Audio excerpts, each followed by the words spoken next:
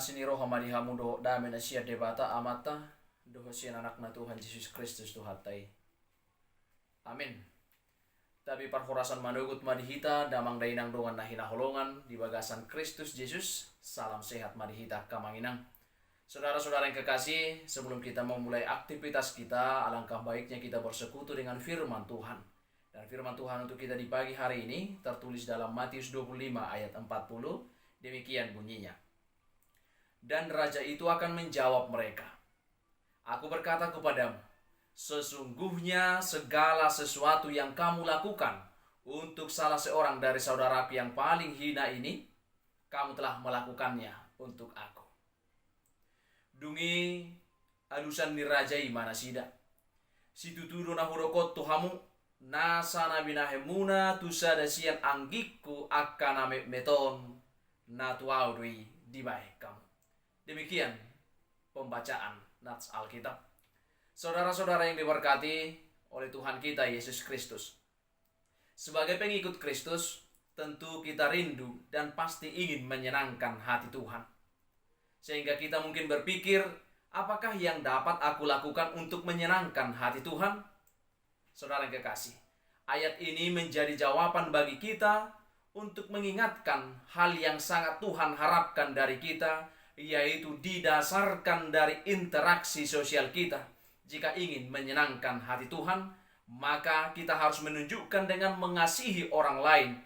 Kita diingatkan untuk lebih peduli dan memperhatikan orang-orang di sekitar kita, berbuat baik dan mengasihi orang-orang yang hina, orang-orang yang terpinggirkan, orang-orang yang kelaparan, orang-orang miskin, orang-orang yang menderita, terpenjara, dan juga yang tidak memiliki pakaian, orang lemah, dan juga orang-orang sakit. Saudara-saudara yang kekasih, ketika kita mengasihi orang lain, artinya kita sudah mengasihi Tuhan Yesus. Perbuatan kita adalah bukti nyata bahwa kita sungguh-sungguh mengasihi Tuhan. Dan memang harus demikian, karena iman juga harus disertai dengan perbuatan. Janganlah kita tutup mata saat masih ada orang yang membutuhkan uluran tangan kita. Jangan kita terdiam saat masih ada teriakan minta tolong kepada kita. Kita harus berbuat baik kepada mereka seperti untuk Tuhan, melakukan segalanya menjadi kemuliaannya. Sekaranglah waktunya kita tunjukkan kepedulian kepada mereka yang dianggap hina dan tersingkirkan. Mengasihi Tuhan berarti sama-sama memperdulikan saudara-saudara kita, menuntun mereka, memberikan perhatian, membuat mereka tersenyum, dan berbagi kepada mereka, sebab kita mengasihi karena Tuhan sudah lebih dahulu mengasihi kita. Saudara-saudara yang kekasih, selagi masih ada kesempatan bagi kita, marilah kita melakukan hal yang baik dengan sukacita. Tidak dengan keterpaksaan, tetapi dengan sukarela dan hati yang tulus. Melihat sekeliling dan bertindak meskipun hanya perhatian kecil, namun efeknya berdampak luar biasa dalam hidup mereka. Saudara-saudara yang diberkati Tuhan kita Yesus Kristus, Tuhan dapat menemui kita dalam rupa apa saja.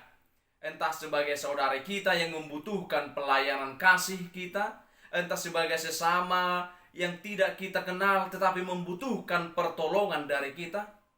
Tuhan menemui kita dalam rupa-rupa orang yang menderita, kelaparan, kehausan, orang asing, tidak punya pakaian, sakit, di penjara, berduka, dan lain sebagainya.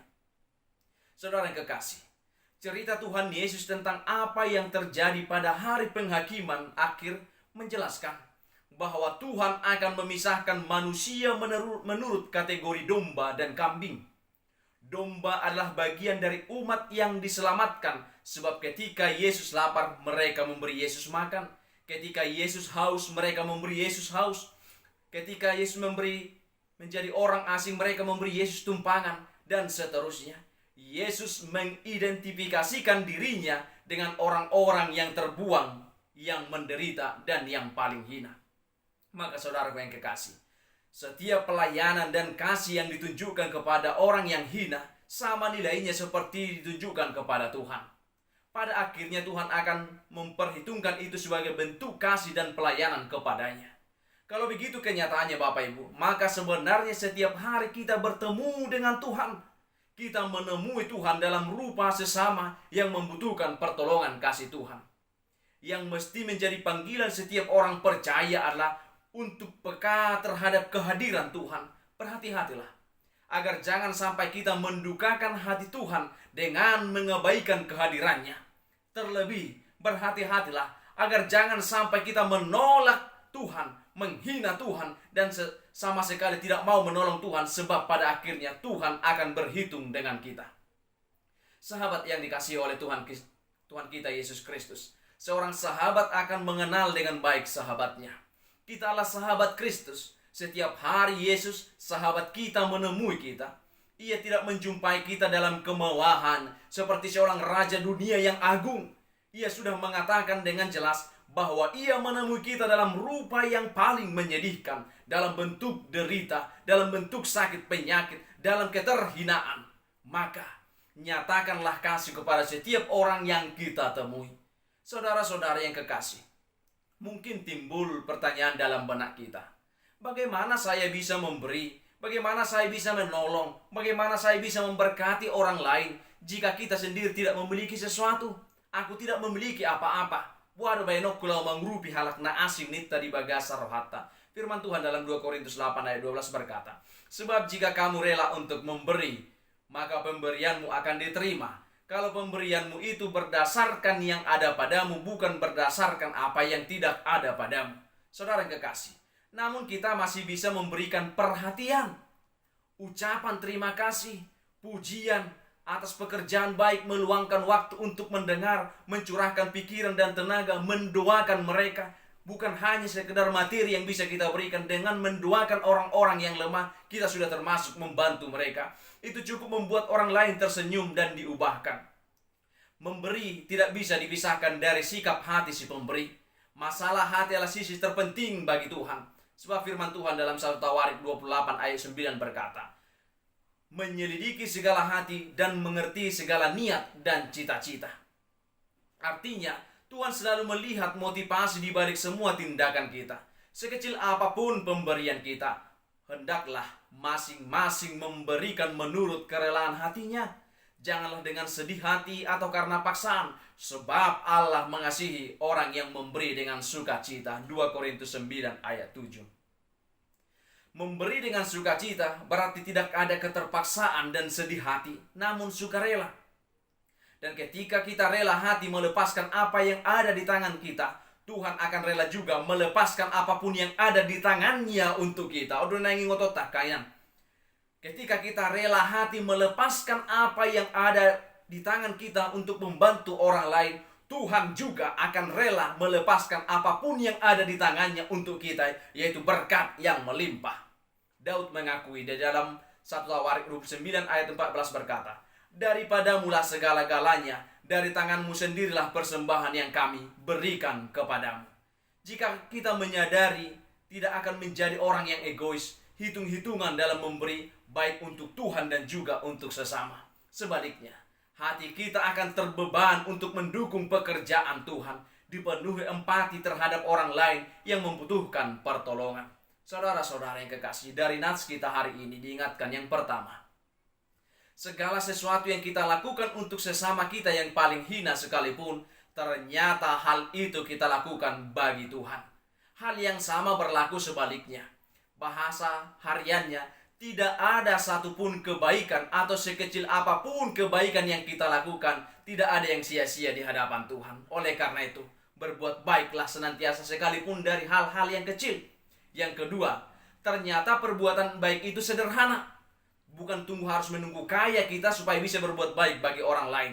Memberi makan, minuman, pakaian, sapaan, kunjungan, keramahan kepada sesama, itulah inspirasi perbuatan baik kita. Kita mulai dari hal-hal yang sederhana, kunjungan, keramah tamahan bagi orang-orang lain. Dan yang ketiga, semoga kita termotivasi untuk melakukan kebaikan kepada sesama dan tidak berlaku semena-mena kepada orang lain, terutama kepada orang yang paling hina. Sebab segala sesuatu yang kita buat bagi mereka ternyata tertuju bagi Tuhan yang Maha Kuasa. Karena itu, lakukanlah segala kebaikan dengan setulus hati kepada semua orang tanpa pilih bulu.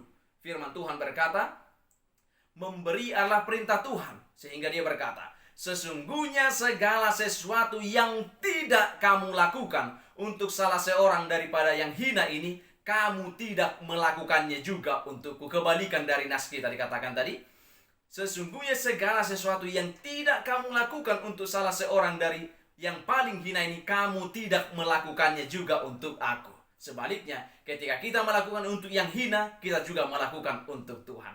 Saudara-saudara yang kekasih dalam nama Tuhan kita Yesus Kristus, kasih berarti memberikan yang dunia butuhkan. Kasih berarti berbagi menurut pimpinan roh.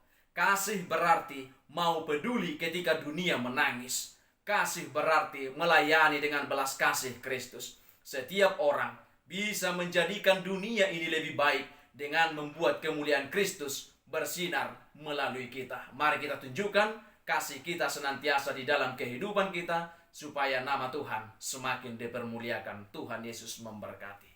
Amin.